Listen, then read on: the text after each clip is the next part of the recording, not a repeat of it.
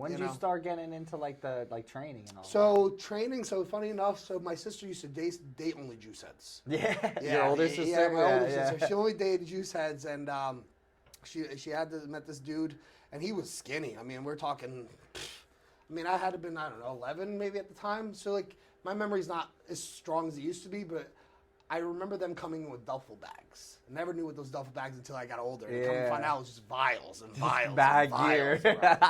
And then I would watch him get big, and he was just getting massive.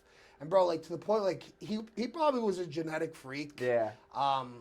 Unfortunately, back then that's when the raves were going big. So like they're doing the drugs and they're doing the other drugs. Yeah. You know.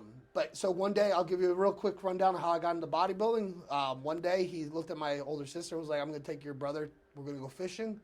I jump in his Jeep. The doors are off. The top's off. The fucking thing's jacked up. I'm like 12 at the time, maybe 13. I have this fucking juice monster next to me. We're just driving around this Jeep. He's got fucking Creed on, so we're just listening to Creed. And then we'll hit up a couple of streams. You know, we started fishing. He's like, nah, I'm not good here. We'll go. We went to grab a six-pack. He's like, you want anything? And I was like, no. And so went to his buddy's house. And you could just tell how many people just like respected him and like who he was. And I kind of just like, ooh, I want this. Yeah. You know what I mean? And then I just started lifting. At that point, my older sister took me to a gym with her friends because she had like pretty much like all hot, like she was 18. Yeah. Like I'm 13. I'm like, they're all hot to me. So I'm like, all these hot chicks around these guys. I'm like, I gotta be big. Yeah. You know.